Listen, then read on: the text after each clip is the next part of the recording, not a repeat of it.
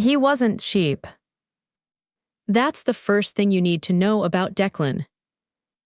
His apartment cost more than her rent. His coffee machine cost more than her laptop. He earned nearly twice what she did. And he still split everything. Every dinner, every hotel room. Every bill, every time without exception. This is Breakup Diaries. The story of Saoirse, a woman who spent 2 years in the loneliest relationship she had ever been in, with a man who was perfectly, technically, completely fair. And how fairness can be the coldest thing in the world. Saoirse was 29 years old, Nashville-born, financially independent by choice and entirely unbothered by splitting a bill. She had been raised to pay her own way. She believed in equality. So when Declan, 33, senior architect, quietly confident, divided their third-date dinner bill without ceremony and slid her half across the table, she picked up her card without blinking. She texted her best friend Ren that night. He split the bill, no games, kind of love it actually. Ren sent back a thumbs up. Saoirse took it as confirmation. What neither of them understood yet was the difference between a man who splits a bill, because he respects a woman, and a man who splits every bill, every time, without exception, because he genuinely cannot bring himself to do anything else. Declan was the second kind. His apartment was immaculate, the kind of space that signals a man who spends freely on himself. Architectural furniture, a wardrobe chosen with intention, coffee equipment worth more than most people's month. He was not a man who did not know how to spend money. He was a man who had made a decision about where he would and would not spend it. And that decision included every dinner, every holiday, every moment in 2 years where Saoirse would quietly wait to feel chosen, and instead receive an invoice. If you're just finding this story, welcome to Breakup Diaries. This is the story of Saoirse and Declan. Last chapter, we told you he earned nearly twice her salary and still split every bill without exception. Today we go inside the relationship and show you how something that looked like equality slowly started to feel like something else entirely. 6 months in, Saoirse and Declan looked like a modern success story. They cooked together. They talked for hours. He remembered small details, the name of her difficult colleague, the book she had been meaning to read, how she took her coffee on hard mornings. He was present in every way that mattered. Except one. Her birthday dinner was at a restaurant she had chosen herself, wearing a dress she loved, beside a man who genuinely wanted her to have a good evening. When the bill arrived, he divided it. She paid her half. She smiled. She told herself she was not the kind of woman who needed a man to pay for dinner. She was right about that. That was never the point. The point was the grocery delivery he organized when she had the flu, a genuinely kind gesture, and the total he mentioned at breakfast the following morning. Not demanding, just mentioning, like it was information she might want. She paid him immediately. She noticed she paid him immediately. She filed it away under, being fair is not a bad thing. The filing cabinet was getting full. When she described Declan to Ren around this time, she used the word fair more than any other. Fair, not warm, not generous, not passionate, fair, the word that means equal in transaction, the word that has nothing to do with love. Have you ever been in a relationship where everything was technically equal, and something was still completely wrong? Drop your answer below.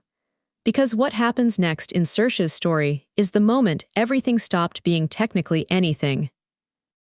Subscribe and hit the bell, because the spreadsheet he sent her before they had even chosen a holiday destination is coming, and it changes everything. It was a Tuesday evening in October when Saoirse's car broke down on the highway outside Nashville. She called Declan. He answered on the second ring, told her to stay put, and drove 40 minutes through rain to reach her. He was calm when he arrived, practical, good in the specific way that crisis reveals a person's character. He handled everything without fuss, waited until she was safe, and followed her home. She felt taken care of that night. Genuinely, completely taken care of. She went to sleep thinking, "This is why I love him." The next morning, her phone lit up with a notification. A Venmo request from Declan, $18.40, for the petrol. Saoirse paid it in under 30 seconds. She did not mention it.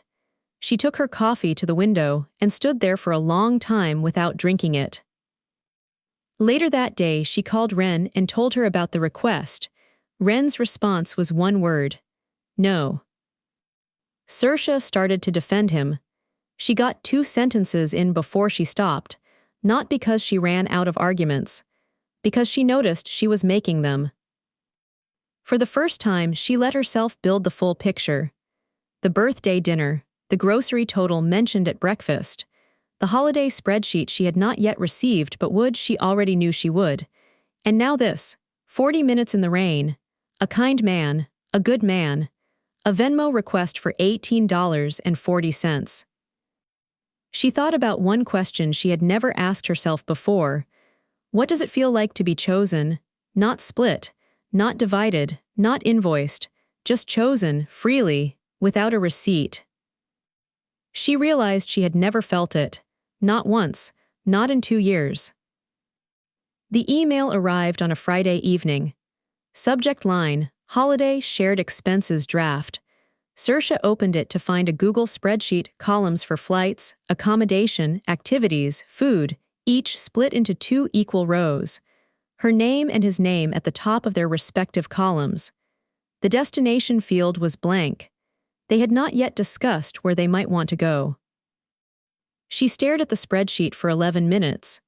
Then she called Declan and asked him a question she had never asked before, directly and without preamble. Why does he split everything, always, even earning nearly double what she does? Every time, without exception. What he told her stopped her from being angry. He told her about his father, a generous man with money, lavish, even who had used that generosity as a leash. His mother could not leave for years because she was financially dependent. Declan had watched it, he had understood it, and he had made a decision, quietly and completely, that he would never be that man. He would never use money as power. He would ensure that every woman he was with remained fully financially free, independent, beholden to nothing. Saoirse understood him in that moment more than she ever had. She also felt, for the first time with full clarity, what that decision had cost her. He had built a system to protect her from something she had never needed protection from, and in doing so, he had protected himself from something else entirely, from the vulnerability of giving without guarantee, from the risk of choosing someone freely and having nothing to show for it if it didn't work out. He hadn't built equality, he had built distance, and called it the same thing. Saoirse chose a Wednesday evening. Ordinary, undramatic, the right kind of night for an honest conversation. She and Declan sat at the kitchen table, their kitchen table, split equally in the lease, and she told him everything. The birthday dinner, the grocery total at breakfast, the petrol, the spreadsheet with the blank destination, the 2 years of feeling like a business partner in a relationship she had entered as a person who wanted to be loved. She said it all without anger, without accusation, with the quiet precision of someone who had been arranging words for a long time and had finally found the right order. Declan listened. He did not interrupt. When she finished, he was quiet for a moment. Then he said 3 things. He talked about his father briefly. He said he had never wanted money to be power between them. And then he asked the question that contained the entire distance between them in 7 words. Isn't that what equality looks like? Saoirse looked at him across the table.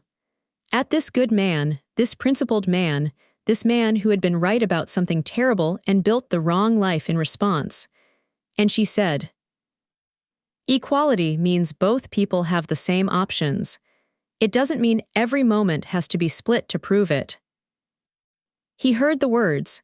He could not get to what they meant, not because he refused to, because he had never been shown the difference between protecting someone from financial control and simply loving them without keeping the receipt. Those two things felt identical to Declan. They felt nothing alike to Saoirse. And that gap, 7 words wide, 2 years deep, was the end of them. Saoirse left on a Thursday. Declan was not cruel about it.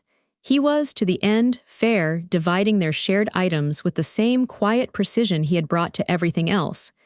She took what was hers. He kept what was his. The ledger closed cleanly. It always did with Declan. She did not blame him for long. That surprised her. She had expected anger to arrive and stay. Instead, it passed through quickly, leaving behind something more complicated, the grief of understanding a person completely and being unable to be with them anyway. She told Ren the whole story over 2 hours and a bottle of wine she paid for herself. Ren listened to every word. At the end she said, "He wasn't wrong about his dad." Saoirse nodded. "No," she said, "he just built the wrong thing in response." 6 months later, Saoirse went for coffee with someone she had met through a colleague. It was not a date, just coffee. When the bill arrived, the man across from her slid it to his side of the table without discussion and looked back up at her and said, "I've got it." 2 words, no system, no principle, no calculation, just "I've got it." Saoirse felt something shift in her chest. Not because she needed him to pay, because he did it without needing her to need him to, because there was no receipt. Because in that small, ordinary 2-word moment, she felt chosen, freely, without an invoice in sight. She thought about Declan briefly. She understood him. She wished him well. She hoped he would one day understand the difference between protecting someone and choosing them. They are not the same thing. They never were. Is splitting everything in a relationship a sign of equality and respect, or does it sometimes mean something else entirely? And where is the line between fairness and distance? Drop your answer below. The comment section on this one is going to run for days. This is Breakup Diaries. We will see you in the next story.